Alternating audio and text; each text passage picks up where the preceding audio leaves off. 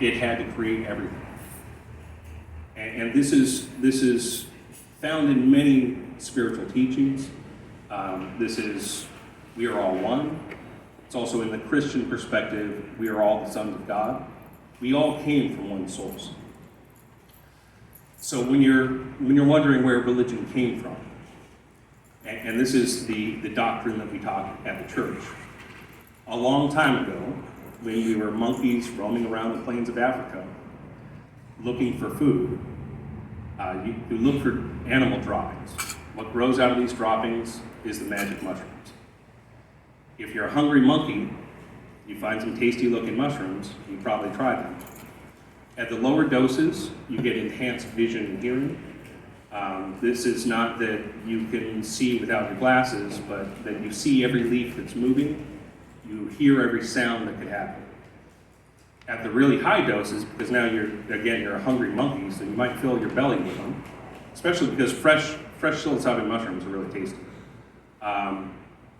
At those doses, you see entities with knowledge come into your space and try to teach you. Now, as a monkey that's just experienced God, you would probably want to try to explain that to another monkey.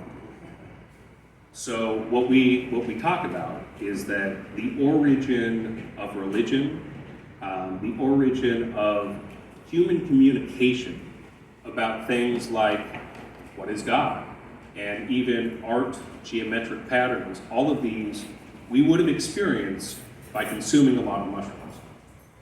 So what we call it is the religious evolution doctrine. Very similar to the Stoned Ape theory by Terence McKenna, and that's definitely where it came from.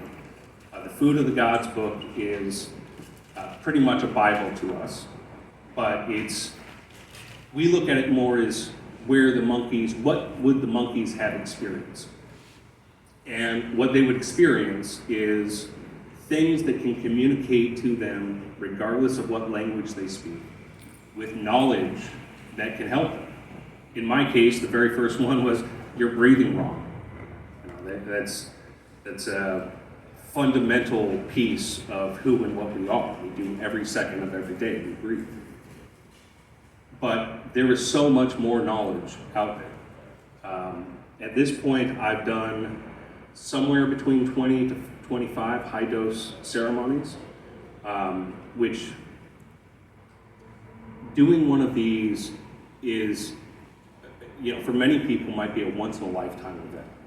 It's a very, very difficult thing that you go through. You will die.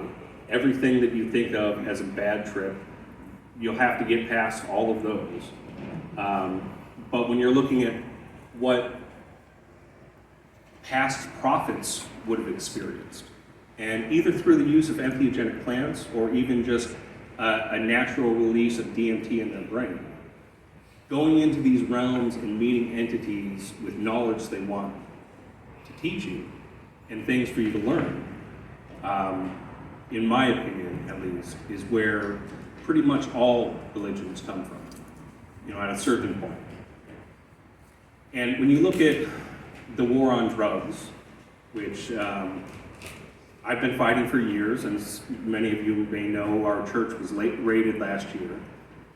We'll get into that later. But the war on drugs was originally a holy war. This came from the Roman Catholic Church saying, if you're a witch, you're playing with plants, you're experiencing things on the other side, you don't have the right to do that. You need to just listen to our book. And if you don't listen to our book and believe exactly what we tell you, you die.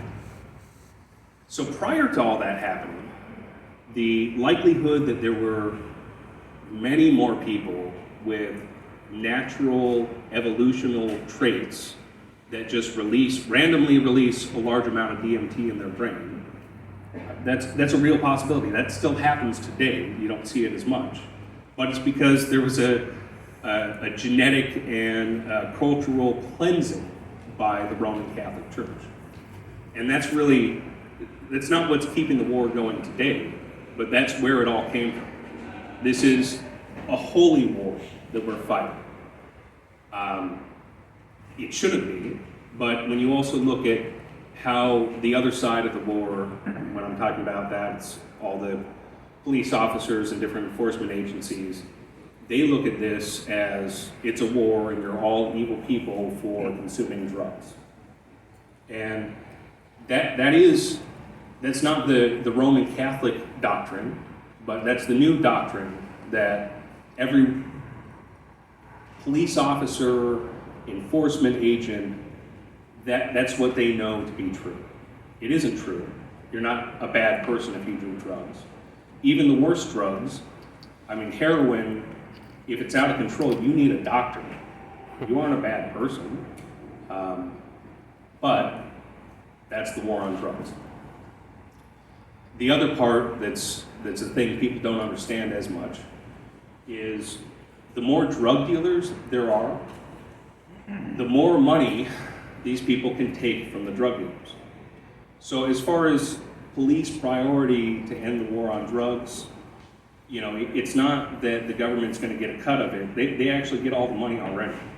They raid the coke house and take the house full of money, and they break that down all the way to somebody that only has, you know, $5,000 in their bank account to piss them off. Just any money they can take, that's really what it's all about. Sorry, I'm going to go off track. So, you know, getting into the high dose work, it's definitely not for everybody, and the most important thing is that you start slow. This is not a race, this is not a contest. I'm not a bigger man because I can handle 30 grams of mushrooms.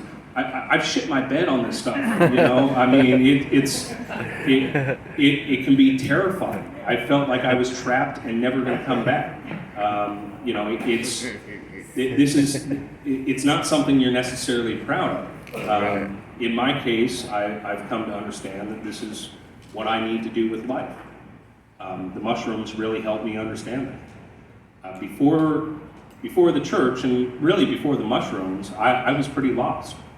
I had opened the first cannabis club in San Jose about 10 years ago, and when legalization came around, I was somebody who spent about $500,000 to see a better legalization law passed, only to see Prop 64 passed and the industry that I and so many people love be destroyed in California. Right. So between that and the court battles, that some of which I still have going, I was at a pretty low point. I didn't realize how all the experience that I've had and everything that I've gone through is really appropriate for what's happening right now. The mushrooms showed me that, and in fact told me that. Like, you went through all that horrible shit, stuff that you know, really destroys you, but it's so that we can move forward. You know, this mushroom stuff is just getting started. There's a lot of lessons that can be learned from the cannabis industry in California. The biggest one being people need to understand what they're actually voting for. That's easier said than done when a law is 136 pages of legal mumbo jumbo. But your vote is extremely important. And what happened in California basically destroyed the industry. We don't want that to happen to mushrooms. Right. Now, it's a completely different movement. It's not really as much as an industry as many people want to think it'll be. The thing is, mushrooms are a spiritual tool. They're not something that, okay, you can have fun with them, but cannabis, I was extreme. I at my heyday was about 2 ounces per day. With mushrooms, I'm also an extreme, but doing an ounce a month is insane. That means I just had an incredibly intense experience that I need to reflect on and try to understand the lessons that I was taught. It's not okay, I can't wait to do it again. In fact, it's like, oh shit, I gotta do this again. You know, I know I need to go back. I don't really want to, but somebody needs to try to understand this shit, and somebody needs to be there to help people go through these experiences. Microdosing is great, and every level in between, the 0.1 all the way up to the high dose, there's important parts of all those. They're just different pieces for different times. But the high dose work is something that isn't really talked about as much. And if you're really trying to understand where religion came from and why you exist and what exists beyond you, the high dose work really can help you do it. But again, you need to be ready for the consequences. On our website, and actually the brochures that we have a little bit of the high dose information safety guide in there. Actually, we have the safety for all levels, but it's something you don't need to rush into, and nobody needs to do that. But if you're wondering why you're on this planet, if you're wondering why you exist, and you really want to get in touch with the piece of you that exists outside of time, there is a pathway to do this. And it's an ancient tradition. This is not, the working title for this talk was High Dose Mushrooms, the New Ancient Religion. Because this is as old as the monkeys. This doesn't take a shaman to teach you. Those things can help. But the mushrooms are their own teacher. You just have to be willing to surrender and to go through these really tough experiences that make you stronger. Once you've died, you're a little less afraid to do so. Once you've died 20 times, you're a little less, I still don't want somebody shooting me, but it does build a part of you and help you understand. And then you start seeing how everything is connected and really start understanding where religion should be. There are ancestors, there are other realms. These things are real, they are not just in your head. These are experiences that can be replicated. But again, you really got to be ready for it. Some of the safety things around it. The biggest one that everybody needs to know is if you've had a heart transplant, you should not be doing mushrooms. There's a 24-year-old, there's very few actual overdoses and death through medical complications with mushrooms. Well, one of the big ones is if you had a heart transplant, there's something about the excessive sympathetic stimulation of the transplanted heart that a 24-year-old woman died from. You need to be medically ready for these things and understand how your body works, but there are a few big ones that we know, and one of them is people with heart transplants should not really be doing any mushrooms, and definitely not for large amounts. The other big one that they touched on really well in the microdose talk that was right before this was different medications. So far, the ones that stand out, the biggest ones, are the antipsychotic medications. But you need to be ready for what you're doing. And some of that is making sure you know what interactions could happen. With the antipsychotic medication, like lithium, it's very common to have violent episodes. So if you're on lithium, or you know anybody that's on lithium or any antipsychotic, think twice about doing this. Definitely taper yourself off before you even go there. But you really need to do the research to make sure you're going to be okay. The other thing, which hasn't been a big problem yet, but as people grow more and more mushrooms and the technology develops, we're starting to see concentrates. So although it's somewhere around 4,000 grams to overdose on mushrooms, an amount that nobody's ever going to do, it's about 25 milligrams of pure THC. 25 grams, 25 grams of pure psilocybin.